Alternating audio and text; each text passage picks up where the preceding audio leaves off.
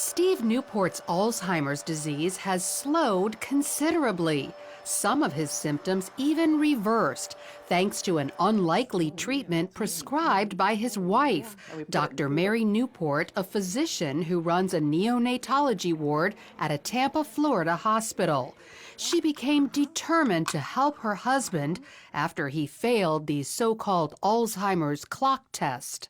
He drew a few little circles and several numbers, just in a very random pattern, didn't really look anything like a clock. And the doctor pulled me aside and she said, you know, he's actually on the verge of severe Alzheimer's at this point. He's beyond moderate. So that was very, very devastating news. Dr. Newport began learning everything she could about her husband's disease.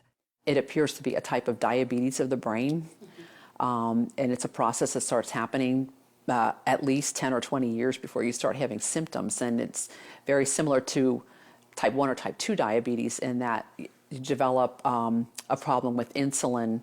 In this case, insulin problems prevent brain cells from accepting glucose, their primary fuel. Without it, the cells eventually die. But there is an alternative fuel, ketones, which the cells easily accept. Ketones are metabolized in the liver after you eat medium-chain triglycerides, which are found in coconut oil. So Dr. Newport added coconut oil to Steve's diet. Just 2 weeks later, he took the clock test again and, as you can see, demonstrated stunning improvement. I thought at the time, was it just good luck? Was it a lot of prayer? Was it the coconut oil? And I thought, well, we're going to keep the coconut oil going. Then 3 weeks later, he took the clock test a third time and continued to get better. And it wasn't just intellectually, he also improved emotionally and physically. He was not able to run. He was able to run again. He couldn't read for about 1.5 years. But after somewhere around 2 or 3 months, he was able to read. Instead of being very sluggish, not talking very much in the morning, he would come out, you know, with energy and talkative and joking, and he could find his water and his utensils. Dr. Newport documented Steve's success in a book called Alzheimer's Disease, What If There Was a Cure? She received this stack of thank you letters from other people whose loved one's Alzheimer's was helped after they followed Steve's diet. And while coconut oil is encouraging, there's actually something much more powerful. A team of biochemists led by Professor Kieran Clark at England's Oxford University have developed a ketone ester that packs a punch 10 times greater than coconut oil. It reaches quite considerably higher levels, and you can get whatever levels you want depending on how much you drink. The problem is they need millions of dollars to mass produce it. Very expensive, and so we can't make very much of it ourselves. And what we would like is funding so that we could actually scale up and make it. But of course, there's no real profit in manufacturing stuff like that. So until a high-potency ketone ester is available to the general public, coconut oil is still a good ketone source. Just make sure it's pure, non-hydrogenated.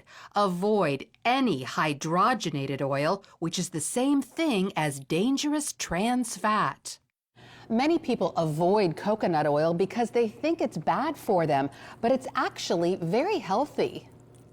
Dr. Beverly Teeter is a researcher at the University of Maryland who specializes in dietary fats.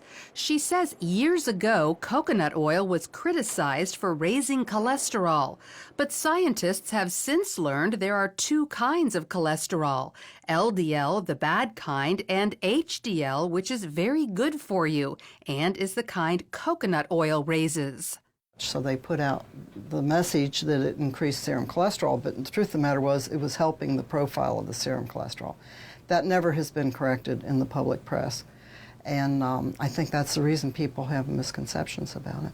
So not only does coconut oil improve your cholesterol levels, Dr. Teeter says the way it helps the brains of some Alzheimer's patients can be extended to people with Parkinson's disease, ALS, epilepsy, dementia, even schizophrenia and autism. And one more thing, coconut oil is a natural antibiotic that also helps kill viruses like HIV and herpes viruses. But the coconut oil tends to keep the bacteria down so that if you're assaulted with the virus, your immune system can concentrate on the virus. It doesn't have to concentrate on 27 other bacteria that you may have been exposed to that day. So consider coconut oil to improve your overall health and perhaps even go so far as to stave off life-threatening diseases. Oh, yeah, that's good. Lori Johnson, CBN News. Food a lot, too.